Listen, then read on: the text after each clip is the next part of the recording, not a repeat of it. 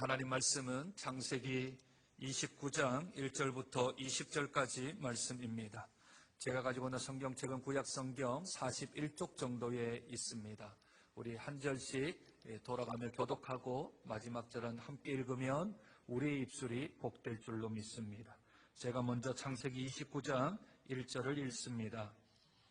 야곱이 길을 떠나 동방 사람의 땅에 이르러 본즉 들에 우물이 있고 그 곁에 양세 떼가 누워 있으니 이는 목자들이 그 우물에서 양떼에게 물을 큰 돌로 우물 아기를 모든 떼가 모이면 그들이 우물 아기에서 돌을 옮기고 그 양떼에게 물을 먹이고는 우물 아기 그 자리에 다시 그 돌을 덮더라.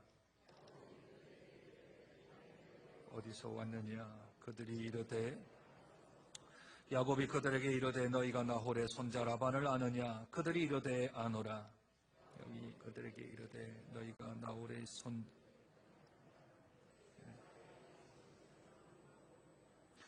야곱이 이르되 해가 아직 높은즉 가축 모일 때가 아니니 양에게 물을 먹이고 가서 풀을 뜯게 하라.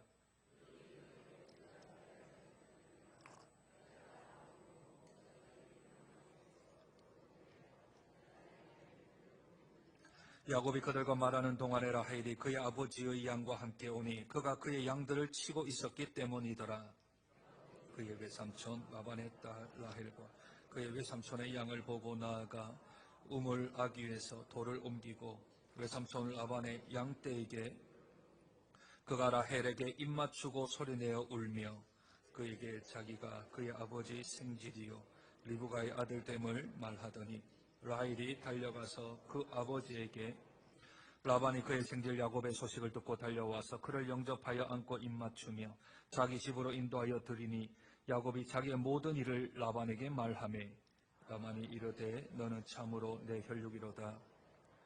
야곱이 한 달을 그와 함께 라반이 야곱에게 이르되 내가 비록 내 생질이나 어찌 그저 내 일을 하겠느냐 내 품삯을 어떻게 할지 내게 말하라. 라반에게 두 딸이 있으니 언니의 이름은 레아요 아우의 이름은 레아는 시력이 약하고 라헬은 곱고 아리따우니 야곱이 야를 더 사랑함으로 대답하되 내가 외삼촌의 작은 딸 라헬을 위하여 외삼촌에게 라반이 이르되 그를 내게 주는 것이 타인에게 주는 것보다 나으니 나와 함께 있으라. 야곱이 라헬을 위하여 7년 동안 라반을 섬겼으나 그를 사랑하는 까닭에 7년을 며칠같이 여겼더라. 아멘. 세상 사람들은 공짜를 좋아합니다. 그런데 세상에는 공짜가 잘 없습니다. 그래서 세상에는 이런 말도 있습니다. 양잿물이 공짜라면 그것도 마신다. 공짜를 얼마나 좋아하는지 모릅니다. 여러분들은 어떠십니까? 여러분 공짜 좋아하십니까? 예수 믿는 사람은 공짜 좋아하면 안 됩니다. 예수 믿는 사람은 거저 주는 걸 받는데 익숙해지면 안 됩니다.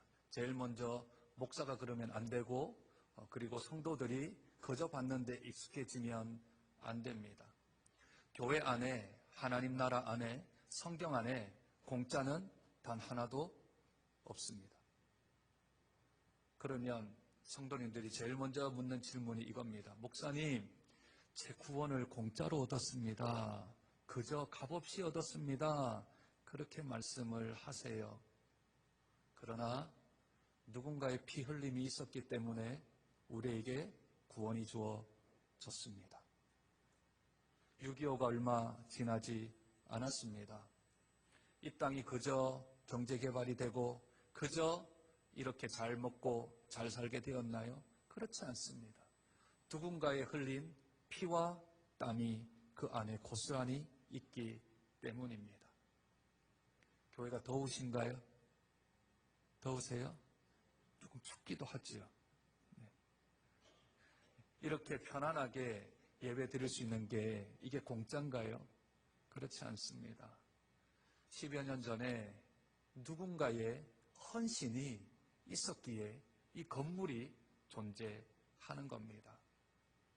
새가족분들 중에 저한테 이런 말씀을 하세요. 목사님, 교회가 오니까 참 평안한 것 같아요. 그래요. 예, 감사합니다. 교회가 은혜 가운데 평안해서 얼마나 감사한지 모릅니다. 그런데 그냥 교회가 평안할까요? 그렇지 않습니다. 매일 골방에 들어가, 기도실에 들어가 기도하는 이들, 새벽마다 교회를 위하여 기도하는 이들, 그리고 금요일 저녁에 여기서 생명 걸고 기도하는 이들이 있기에 이 교회에 평안이 있는 겁니다. 세상에 그저 되는 것이 없습니다. 다 어느 누군가의 대가를 지불하고 있기에 그 결과가, 그 은혜가, 그 평안함이, 그 누림이 있게 되는 것이지요. 부모가 자녀에게 가장 섭섭한 말이 뭡니까? 부모가 자녀에게 듣는 말 중에 가장 섭섭한 말이 뭘까요? 아마도 엄마가 나한테 해준 게 뭐가 있어? 아빠가 나한테 해준 게 뭐가 있어? 이 말 들으면 마음이 무너져 내립니다. 그 아이를 어떻게 키웠습니까? 물론 잘 먹이거나 잘 피지는 못할 수 있습니다. 그러나 주어진 최상의 상황과 형편 가운데 그 아이가 잘 자랄 수 있도록, 그 아이가 잘 클 수 있도록 밤잠 안 자가며 먹을 것 안 먹으며 그 아이들을 키웠습니다. 애써 힘써 노력하고 애썼는데 자녀가 부모의 수고를, 부모의 애씀을 몰라주고 나한테 해준 게 뭐가 있다고 하며 그런 말 들으면 억만금이 무너지죠. 이 안에 있는 것이. 제자훈련 사역을 지난주 1학기 방학을 했습니다. 어떤 분들이 그렇게 얘기를 하시더라고요. 제자훈련 받으면 사람이 변한다고요? 제자훈련 받으면 사람이 은혜롭게 된다며요? 아닙니다. 제자훈련 한다고 다 은혜롭게 변하고 사람이 바뀌지 않습니다. 한 주간에 10시간에서 15시간 정도 경건의 모양과 경건의 능력을 갖추는 과제물을 잘 해야만, 제자훈련 수료했다고, 제자훈련 마쳤다고 사람이 바뀌는 게 아니라 자기가 대가를 지불해야 지불한 대가만큼 그 사람이 바뀌는 겁니다. 제자훈련 했는데 사람이 안 바뀌면 저 사람은 숙제를 제대로 안 했구나, 그렇게 보면 딱 맞습니다. 저 사람은 제자훈련 받고 나서 사람이 바뀌었구나, 그러면 저 사람은 숙제를 잘 했구나, 그렇게 생각하면 됩니다. 제자훈련 한 지 2, 3년 지났는데 사람이 다시 돌아갔으면 지금 저 사람은 제자훈련 숙제를 안 하고 있구나, 그렇게 생각하면 됩니다. 그저 되는 게 없다라는 말입니다. 이민사회에 아들을 낳으면 1번, 2번, 3번 이름이 있습니다. 그 1번 이름은 데이빗, 누구죠? 우리나라 말로 하면 다윗입니다. 두 번째는 조셉, 요셉 있지요? 세 번째는 자슈아, 좀 어렵나요? 자슈아, 여호수아, 그 영어 이름으로 자슈아 이렇게 부릅니다. 네 번째는 폴 때 말고요. 폴은 바울입니다. 이런 이름들을 아들을 놓으면 이런 이름들을 붙여요. 그런데 그런 이름을 붙일 때마다 저는 조금 씁쓸합니다. 왜냐하면 다윗이 참 이스라엘의 왕으로 좋기는 한데 그의 장인으로부터 13년 동안 쫓김을 받는 사람입니다. 물론 왕으로서 영광을 누림이 있긴 한데 그 왕이 될 때까지 그 고뇌와 그 쫓김과 그 도망자의 신세를 13년 동안, 그것도 장인에게 쫓김을 받는 사람이 다윗입니다. 그러면 아이 이름을 다윗이라 지을 때는 이 아이가 크게 하나님 나라 위해서 크게 쓰임받는 자가 되기를 원할 뿐만 아니라 그 다윗이 쫓김을 받던 13년 또 있다라는 걸 기억해야 합니다.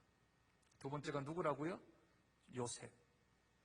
요셉이 누굽니까? 이민사회에서 요셉은 아주 인기가 많습니다. 왜냐하면 이민자는 다른 나라에서 살잖아요. 근데 다른 나라에서 사는데 요셉이 가나안 이스라엘 땅이 아니라 애굽에서 국무총리가 되지 않습니까? 그러니 이 미국 땅이나 이 영국 땅이나 이 땅에서 이 이민자의 삶 가운데서 이 아이가 요셉처럼 국무총리가 되거나 정계로 진출하거나 경제계로 진출해서 이 사회를 좀 어떻게 영적으로 변화시킬 수 있을 만큼 그러한 기대를 가지고 요셉이라고 이름을 짓습니다. 그런데 요셉이 30세 국무총리가 되는데 12살에 형제들에게 팔려요. 한 집에 10대 초반에 종이 돼요. 그러다가 누명을 쓰고 감옥에 가서 감옥살이를 3년에서 4년 정도 하게 되어집니다. 그런 아들이 요셉입니다. 국무총리만 바라는 욕심이 있겠지만 아니요. 과정 없이 결과가 있을 순 없습니다. 여호수아는 어떻습니까? 여호수아는 별거 없는 것 같습니까? 아닙니다. 모세의 시종이지 않습니까? 광야 40년 동안 모세의 종으로 40년 동안 있어야 합니다. 그래야 가나안 땅에 들어가 그가 가장 리더가 되어서 이스라엘을 인도하는 그런 용장이 되어집니다. 바울은 어떻습니까? 바울은 예수 믿기 전에 행했던 모든 일 때문에 평생 동안 그의 가슴에 한처럼 여기고 살아갔던 사람입니다. 뿐만 아니라 다메섹 도상에서 그는 눈이 조금 안 좋아 안질이 생겼고 또 그에게는 간질병이 있어서 평생 동안 간질을 안고 살았던 사람입니다. 다 안으로 깊이 있게 들어가 보면 아픔과 슬픔과 고뇌와 힘듦이 다 있고 난 후에 결과가 그래서 우리에게는 결과만 자꾸 보려고 하는 그런 우리의 마음이 있는 거죠. 성경상에 나오는 모든 사람들 중에 공짜로 그냥 사고 일어났더니 왕이 됐더라. 사고 일어났더니 하나님의 선지자가 되었더라. 사고 났더니 이스라엘의 지도자가 되었더라. 단 한 사람도 없습니다. 세상에 공짜가 없듯이 교회 안에도 공짜가 없습니다. 교회에서 공짜를 바라는 건 그건 성경적이지 않습니다. 야곱은 하나님께서 태어날 때부터 택한 사람입니다. 그래서 하나님이 온전한 사람으로 만들어 가십니다. 그는 아브라함의 하나님, 이삭의 하나님, 야곱의 하나님에 들어갈 만큼 언약의 백성 안에 들어가는 사람입니다. 처음부터 그랬냐고요? 그렇지 않습니다. 야곱 또한 과정 없는 결과는 없는 것이지요. 이제 야곱은 형의 칼을 피해서 이제 밧단 아람 하란 땅이라는 곳으로 가서 외삼촌 집에 있는 그 집에 있는 자기의 친족을 통하여서 결혼을 하기 위하여 길을 나서게 되어집니다. 오늘 1절은 이렇게 말씀합니다. 야곱이 길을 떠나 동방 사람의 땅에 이르러. 야곱이 길을 떠나 동방 사람의 땅에 이르러. 한 절이어서 아주 간단하기는 한데 지금 야곱이 길을 떠나는 곳은 어디입니까? 28장 지난주에 살펴보았듯이 지금 베델에 있지 않습니까? 그렇죠? 베델은 이스라엘 중에서도 남부 땅에 해당되는 곳입니다. 그 남부 땅에서 시작해서 이스라엘을 건너서 하란까지 가려면 키로수로 600km입니다. 부산에서 서울까지 490km 정도 되어집니다. 그러면 평양까지는 걸어가야 합니다. 평양까지. 우리나라로 뜻하면. 부산에서 평양까지 걸어가야 합니다. 그게 한 절에 기록되어져 있습니다. 야곱이 길을 떠나 동방의 땅까지 이르렀다. 600km를 갔다고요. 열심히 하루에 걸으면 여러분들 몇 킬로 정도 걷겠습니까? 열심히 걸으면 20km 정도 걸을까요? 아니, 하루는 걸을 수 있지만 20km를 매일 걸을 수는 없습니다. 평균 한 10km, 15km 정도 걸어도 한 달이 넘는 기간을 매일 걸어야 도달할 수 있는 거리입니다. 야곱은 들사람입니까? 집사람입니까? 아주 거칠고 아주 화려한 사람입니까? 아니면 곱상한 꽃미남입니까? 후자지 않습니까? 집에서만 엄마하고만 같이 있었던 아이입니다. 들 사람도 모르고 양도 모르고 전혀 바깥 일은 모르는 친구가 홀을단신 혼자 길을 떠난 겁니다. 600km를. 무엇이 나를 기다리고 있을런지, 그 중간에 어떤 도적을 만날런지 전혀 없이, 군사도 없이, 아무런 힘도 없이 그저 혼자 홀혈단신으로 떠납니다. 이걸 가리켜서 야곱은 나그네 삶이 시작되었다 합니다. 집으로 다시 돌아오기까지. 전혀 집 밖에는 살지 않았던 거의 80년 동안 집 안에서만 살았던 이가 이제 길을 떠나 나그네 삶을 시작합니다. 그의 최대 관심사는 뭘까요? 안전이겠지요. 안전. 안전에서 조금 더 나아가면 평안. 그래서 하란 땅에 이르러서 바단 아람에 가기 전 하란 땅에 이르러서 그가 목자들을 만났는데 우물가에서요. 그 우물가에서 만났던 목자들에게 했던 말 중에 가장 중요한 말은 평안이라는 단어입니다. 오늘 본문 6절 보시죠. 그가 평안하냐? 그가 누군가요? 자기 외삼촌 라반입니다. 라반이 평안하냐 묻습니다. 아니, 바단 아람 하란 땅에서 잘 살고 있는 외삼촌의 안부를 왜 묻습니까? 그건 자기 입장입니다. 자기 입장. 내가 평안하고 싶은 거죠. 내가 여기서 잘 시간들을 보내고 싶은 겁니다. 여호와 샬롬, 그 평안의 복이 자기에게 있기를 원하는 마음입니다. 나그네들이 다 그렇습니다. 정처 없이 또 도는 나그네예요. 여러분들 여행해보면 그런 거 생각나시죠? 집에 있으면 어디 가고 싶어요? 여행 가고 싶어요. 여행 가면 이게 어떤 건지. 왜 나가면 들어오고 싶고 들어오면 나가고 싶을까요? 그죠? 짬뽕 먹으면 짜장면 먹고 싶고 짜장면 먹으면 짬뽕 먹고 싶고 물냉면 먹으면 이거는 뭐 안 맞춰도 됩니다. 이 비빔냉면 먹고 싶고 비빔냉면 먹으면 물냉면 먹고 싶고 그래서 부부끼리 좋을 때는 하나씩 시켜서 갈라 먹고 싶은데 갈라 먹다가 또 싸워요. 왜 내 거 더 먹니? 이렇게. 그죠? 여행을 떠났는데 떠나면 집에 가고 싶은 마음이 있잖아요. 그러니 내 마음이 안절부절이지. 야곱이 나중에 자기 아들 요셉 때문에 애굽에 내려가서 바로가 그렇게 묻습니다. 너 몇 살이냐? 이렇게 묻습니다. 바로가 너 몇 살이냐? 물었더니 야곱이 이렇게 대답을 합니다. 야곱이 바로에게 이르되 내 나그네의 길의 세월이 130년이니이다. 내 나이가 얼마 못되니 우리 조상의 나그네 길의 연조에 미치지 못하나 험악한 세월을 보내었나이다. 그렇게 말을 합니다. 130년 동안 나그네 삶을 살았다라는 거죠. 그런데 그 연수가 짧다. 왜냐하면 내 조상들의 나그네 삶에 비하면 이건 아무것도 아니다라는 겁니다. 왜냐하면 지금 가나안 땅에 자기 땅이 없잖아요. 그렇죠?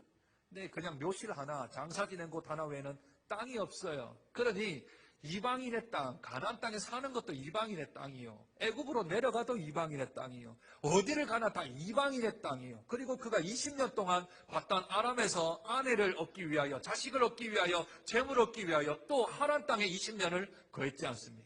인생이 나그네입니다. 인생이 나그네.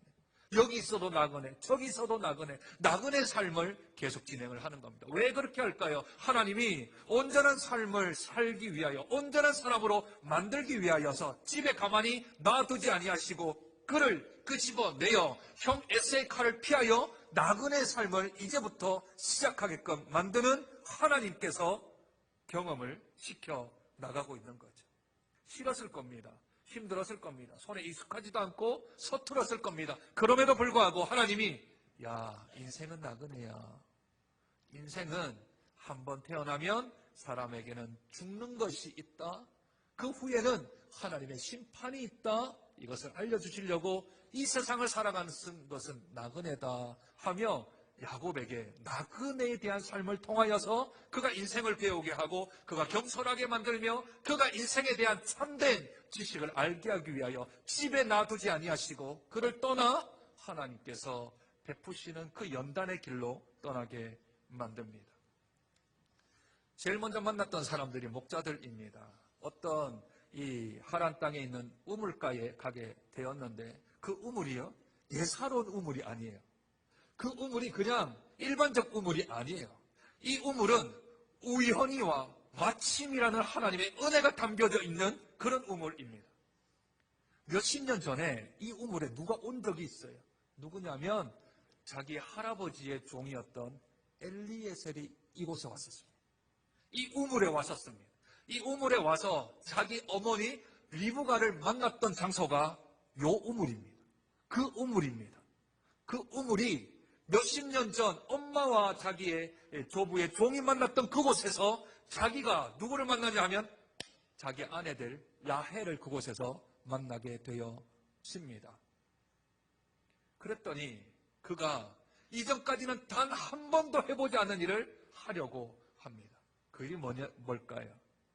내 일생에서 단 한 번도 해보지 않았던 일을 하려고 합니다. 그 일은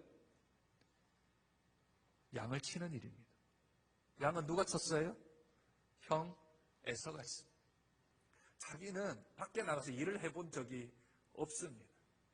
그의 양 치는 일에 대하여서 전혀 비전문가임을 아는 게 오늘 본문에 나와 있습니다. 7절 한번 보실까요?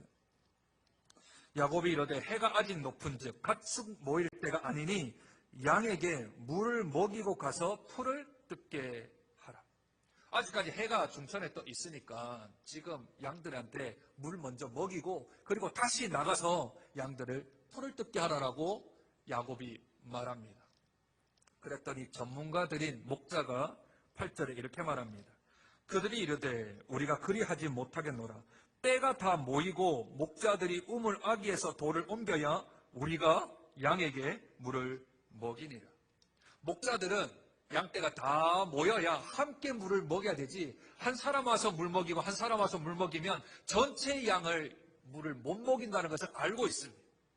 그러니 다 모일 때까지 우리는 기다리거나 또는 풀을 계속 먹이다가 전체가 모여서 물을 한꺼번에 먹여야 된다는 것이 전문적인 지식입니다. 그런 야곱은 지금 양떼를 어떻게 먹여야 되는지, 양떼 물을 어떻게 먹여야 되는지, 풀을 어떻게 먹여야 되는지 언제인지 잘 모르는 아주 초보입니다. 자기 생각대로 얘기했는데 전문가에게 한 방 먹은 거죠. 그런데 그 아무것도 모르는 야곱이 오늘부터 양을 치기 시작합니다. 10절 한번 보실까요? 10절 야곱이 그의 외삼촌 라반의 딸 라헬과 그의 외삼촌의 양을 보고 나아가 우물 아귀에서 돌을 옮기고 외삼촌 라반의 양떼에게 물을 먹였다 합니다. 나는 생각도 안 했는데, 나는 단 한 번도 그런 일을 해본 적이 없는데 오늘부터 목자의 삶이 시작된 겁니다. 나의 의지와는 상관없이, 나의 뜻과는 상관없이 목자의 삶이 시작되었습니다. 원인은요? 원인은 라헬을 보고. 원인은 라헬을 보고요. 라헬이 왔잖아요. 라헬을 봤는데 딱 한순간에 반해버린 겁니다. 일명 전문용어로 눈에 호박지짐을 붙인 겁니다. 눈에 호박지짐처럼 아름답게 보여요. 라헬이. 오늘 본문에 그렇게 나와 있습니다. 17절 레아는 시력이 약하고 라헬은 곱고 아리따운. 시력이 나쁜 것과 아름다운 것에 대조가 되는지는 잘 모르겠습니다. 그런데 시력이 나쁘면 사람을 못 알아보겠죠? 그래 시력이 나쁜데 그런데 라헬은 곱고 아리따운. 언제나 미녀는 대우받는 세상입니다. 야곱이 우물가에서 라헬 딱 보고 그냥 첫눈에 반한 거죠. 그리고 뭐 하기로 시작했다고요? 목자 되기로 결심을 한 거죠. 그런데 손에 있습니까? 손에 있질 않아요. 아구가 엄청 큰데 그걸 자기 혼자 옮겼답니다. 라헬이 데려온 양들에게 물을 먹이려고. 아마 허리 나가지 않았을까 생각할 만큼 아마 큰 뚜껑이었을 텐데, 그런데 그가 라헬 앞에서 나 힘세다, 나 건강하다, 나 튼튼하다, 나 이렇게 남자답다 하는 모습을 좀 보여주고 싶었는지, 양떼가 다 모여 물을 먹여야 되는데 그런 거 필요 없다 하며 그 아기의 돌을 옮겨버리고 그 삼촌과 이 라헬의 양떼에게 물을 먹입니다. 하나님께서 라헬을 만나게 하셨습니다.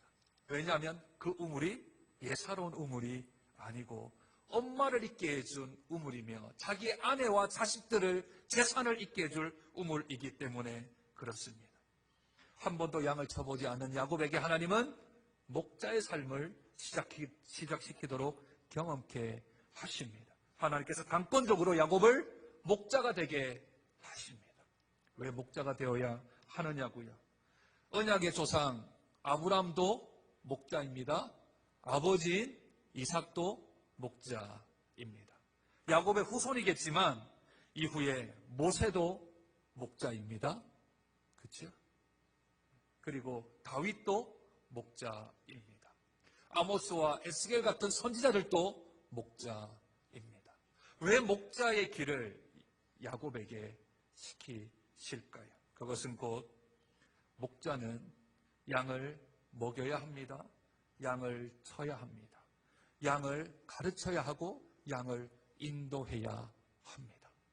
목자가 양을 위하여서 일을 할 때는 자기를 위한 일이 단 하나도 없습니다. 자기 양떼입니까? 아니지 않습니까? 다 삼촌의 양떼입니다. 자기는 그저 목동이요 목자일 뿐입니다. 내가 양을 위해서 할 수 있는 일은 아무것도 없습니다.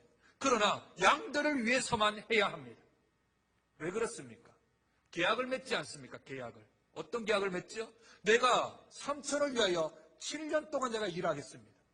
7년 동안 일하면 양 준답니까? 아니요. 양을 치는데 보상이 뭐예요? 대가가 뭐예요?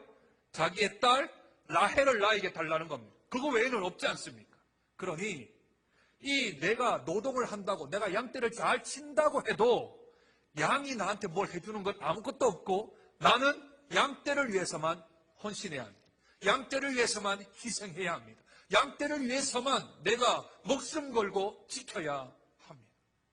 그 목자가 여호와십니다. 목자가 우리 예수님 되십니다.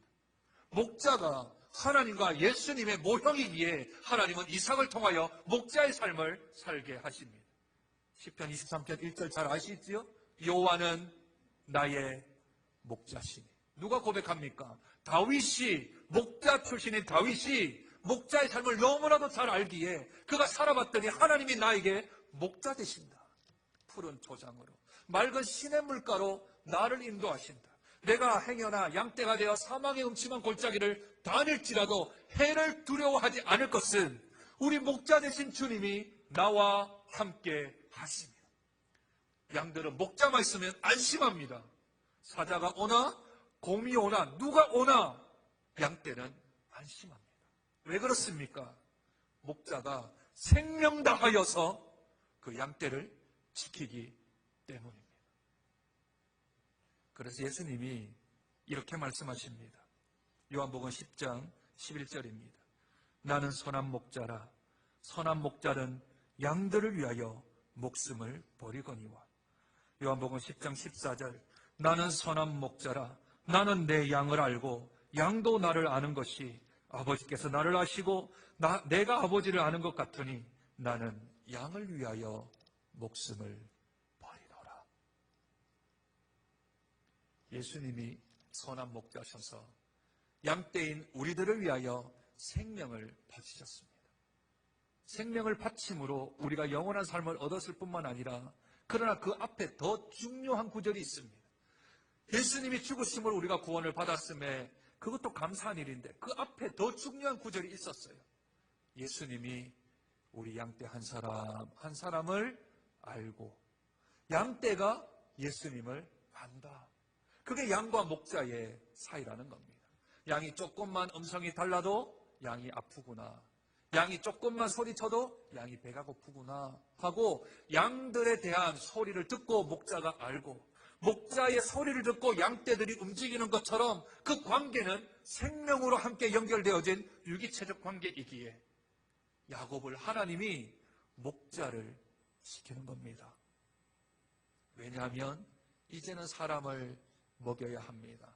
사람을 돌보아야 합니다. 사람을 책임져야 합니다. 이제 인류의 조상에 따라 그로 인하여서 아브라함의 하나님, 이삭의 하나님, 야곱의 하나님이 되기 위하여 그가 목자의 길을 걸어가게 하시는 하나님이십니다. 저와 여러분도 목자의 길을 걸어가야 합니다. 옆에 있는 사람들, 옆에 있는 하나님의 양떼를 내가 먹이고 내가 마시우게 하고 내가 돌보게 하고 내가 그를 위하여서 생명을 바쳐 사랑하기까지 해야 될 우리 목자의 삶을 저와 여러분도 살아가야 하는 것이지요. 가장 선두에 서 있는 사람이 저입니다. 우리 목회자들입니다. 성도를 위하여 목숨을 걸 수 있는 사람, 하나님 나라 위하여 목숨을 걸 수 있는 사람, 하나님에 맡겨져 있는 양떼를 위하여서 목숨을 걸 수 있는 사람, 목숨 걸고 기도하고 목숨 걸고 말씀 준비하고 목숨 걸고 그를 위하여서 나아갈 수 있는 사람, 그 사람이 목사가 되어야 합니다. 왜냐하면 그 길을 우리 하나님이 걸으셨고 그 길을 예수님이 걸으셨으며 그 길을 저와 여러분들이 걸어가야 하기 때문입니다. 마지막 이 창세기 29장에 나오는 단어 중에 제일 중요한 한 단어, 지금 나그네의 삶도 중요하고 목자의 삶도 중요하지만 마지막 한 가지의 단어, 이 29장에서 가장 중요한 단어 한 가지만 딱 꼽으라 한다면 오늘 본문에 나와 있는 섬김이라는 단어입니다. 우리 15절 한번 보실까요? 15절. 라반이 야곱에게 이르되 내가 비록 내 생질이나 어찌 그저 내 일을 하겠느냐. 내 품삯을 어떻게 할지 내게 말하라. 그저 내 일을 하겠느냐. 그렇지 아니하고 그 앞에 말은 섬기는데 섬기는 것으로만 할 것은 아니다라는 말입니다. 오늘 이 말은 18절, 20절, 25절, 27절에 두 번 하여서 29장의 전체 섬김이라는 말이 7번 등장을 합니다. 물론 나그네도 섬겨야 하겠지요. 목자도 섬겨야 합니다. 그런데 오늘 본문에서 나오는 가장 중요한 한 단어를 따지라면 섬김이라는 단어입니다. 지금까지 야곱은 섬기는 자가 아니었고 섬김을 받는 자였습니다. 태어날 때 하나님으로부터 그의 어머니 리브가가 이런 말을 들었습니다. 큰 자가 어린 자를 섬기리라. 그래서 자기는 당연히 태어날 때부터 형이 나를 섬기겠구나라고 생각을 했겠지요.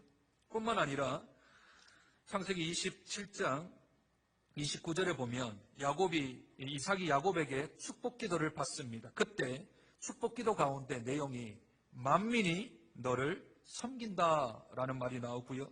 또한 27장 37절에 보면 이삭이 에서에게 말을 합니다. 그때 어떻게 말을 하냐면 내가 그를 야곱을 너 에서의 주로 세우고 그에게 종으로 주었다 말을 합니다. 27장 40절에는 이삭이 에서에게 기도할 때 이렇게 기도합니다. 너는 칼을 믿고 생활하겠고 내 아우를 섬길 것이며. 그러니 야곱은 이때까지 삶이 다 섬기는 삶, 너가 섬김을 받을 거다. 너는 섬기는 자가 아니라 섬김을 받는다라는 말로만 계속 들어와셨습니다. 그렇게 여태껏 다른 사람의 섬김을 받는 자리, 그 자리만 꿈꾸던 야곱이 이제는 그가 섬겨야 합니다. 어떻게 해요? 그가 이제부터는 라반을 섬겨야 합니다. 이제부터는 양떼들을 섬겨야 합니다. 이제부터는 그 안에 있는 모든 삶 가운데 완전히 뒤바뀌어서 섬김을 받는 사람에서 섬기는 자로 바뀌어져야 하는 삶이 야곱의 삶입니다. 누구의 그림자입니까? 예수님의 그림자 아닙니까? 마가복음 10장 43절로 45절입니다. 너희 중에는 그렇지 않을지니 너희 중에 누구든지 크고자 하는 자는 너희를 섬기는 자가 되고 너희 중에 으뜸이 되고자 하는 자는 모든 사람의 종이 되어야 하리라. 인자가 온 것은 섬김을 받으려 함이 아니요 도리어 섬기려 하고 많은 사람의 대속물로 주려 함이라 하셨습니다. 섬김, 이 단어는 예수님의 단어입니다. 그리고 예수님께서 우리에게 섬겨라, 섬김을 받는 자리 잊지 말고 섬겨라 하십니다. 왜냐하면 내가 너희들을 섬기러 왔으니 너희들은 나를 따라오라 말씀하셨습니다. 모든 사람이 섬기는 자가 되어야 합니다. 모든 사람이 섬김을 받는 자가 아니라 모든 사람이 섬기는 자가 되어야 합니다. 모든 사람이 섬기는 자가 되면 모든 사람이 섬김을 받게 되어집니다. 그것이 하나님의 원리입니다. 그저 온전해질 것을 기대하는 것은 망상이고 착각입니다. 내가 그냥 교회 다니고 내가 그냥 예배 드리고 내가 신앙생활하면 내가 그냥 좋은 사람 되겠지. 천만에요. 대가 없이, 희생 없이, 봉사 없이, 헌신 없이 그냥 되는 것은 단 하나도 없습니다. 하나님 나라 안에 공짜가 없습니다. 그에 대한 대가가 있어야 합니다. 심은 대로 거둘 것입니다. 뿌린 대로 수확하게 될 것입니다. 그게 하나님 나라의 원리이며 원칙입니다. 공짜를 바라는 것, 하나님의 말씀과 어긋나는 일입니다. 내가 그저 받는 것, 하나님의 말씀과 상통되지 않는 말씀입니다. 그러니 내가 앞으로는 공짜 좋아하면 안 됩니다. 그저 되는 것 좋아하면 안 됩니다. 그저 받는 것 좋아하면 안 됩니다. 도리어 내가 이 땅에서는 나그네 삶을 살아가며 내가 목자의 마음을 가지고서 섬기고 베풀고 먹이고 마시게 헤어지는 삶을 살 뿐 아니라 도리어 섬기는 자가 되어서 다른 이들을 잘 섬겨 나간다면 그 어느 시간 어느 시점에 우리들이 온전해지게 될 것입니다. 그건 우리가 어떤 시간을 정하는 게 아니라 하나님께서 만들어 가실 것입니다. 야곱을 나그네의 삶을 경험케 만드시고 목자의 삶을 경험하게 만드시며 섬기는 자의 삶을 경험하게 하셨던 그 하나님이 야곱을 완성시킬 때까지 하나하나 단계를 밟아간 것처럼 저와 여러분들도 순서와 절차와 시간을 통하여서 하나님이 만들어 가실 것입니다. 손에 좀 익숙하지 않고 내가 좀 서툴어도 괜찮습니다. 하나님이 그 경험의 삶을 인도하신다면 그 또한 우리 인생에 도움이 되어질 줄로 믿습니다. 하나님이 선하게 인도하셔도 내가 고난스럽고 내가 힘들고 내가 아프고 내가 어려워도 그것이 하나님께서 선하게 인도하사 나를 온전하게 만드는 과정이라면 주님, 제가 그 일을 잘 감당하겠습니다. 하나님 힘주시고 능력 주셔서 제가 감당할 수 있도록 은혜 베풀어 달라고 기도하면 하나님께서 때마다 시마다 돕는 은혜로 우리를 도와주실 줄로 믿습니다.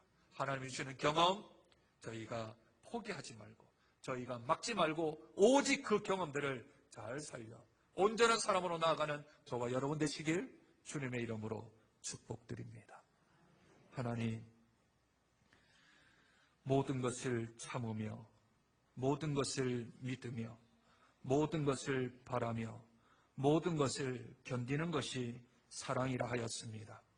하나님을 사랑한다면 하나님을 믿는다면 우리들이 참된 사랑을 하게 하시되 나그네와 같은 이 삶 가운데 목자의 삶을 살게 하여 주시고 섬기는 자의 삶을 살아드려서 우리의 경험을 통하여서 오늘도 온전해지는 한 족적 한 발자국이라도 되어질 수 있도록 주님 축복하여 주시옵소서.